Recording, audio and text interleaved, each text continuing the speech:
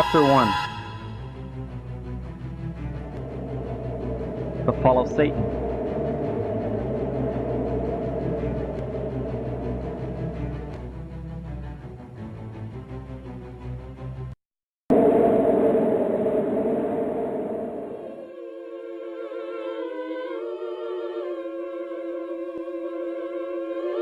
The Lord has shown me that Satan was once an honored angel in heaven, next to Jesus Christ.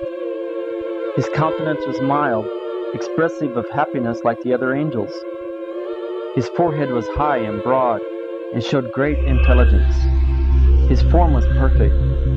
He had a noble, majestic bearing. And I saw that when God said to his Son, "Let us make man in our image," Satan was jealous of Jesus.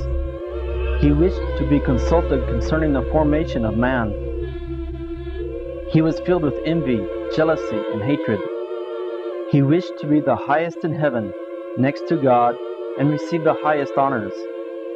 Until this time, all heaven was in order, harmony, and perfect subjection to the government of God. Satan and his affected ones, who were striving to reform the government of God, wished to look into his unsearchable wisdom to ascertain his purpose in exalting Jesus and endowing him with such unlimited power and command.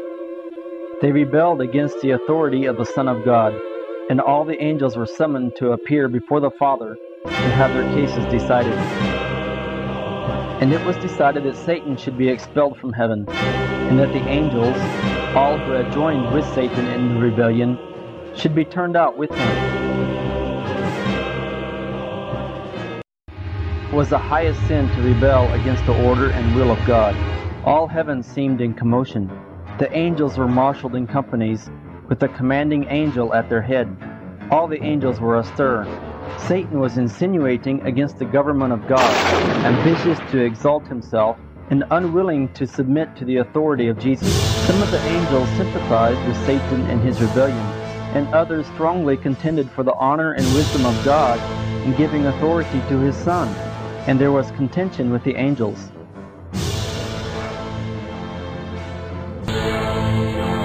Then there was war in heaven.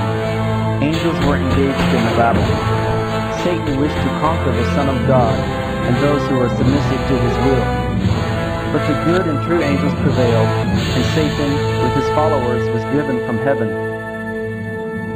When Satan was shut out of heaven with those who fell with him, he realized that he had lost all the purity and glory of heaven forever.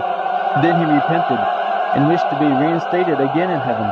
He was willing to take his proper place, or any place that might be assigned him. But no, heaven must not be placed in jeopardy.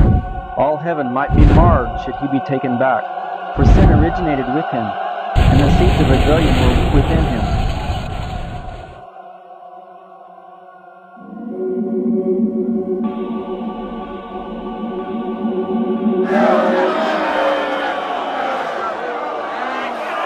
When Satan became fully conscious that there was no possibility of his being brought again into favor with God, then his malice and hatred began to be manifest. He consulted with his angels, and a plan was laid to still work against God's government. When Adam and Eve were placed in the beautiful garden, Satan was laying plans to destroy them. A consultation was held with his evil angels,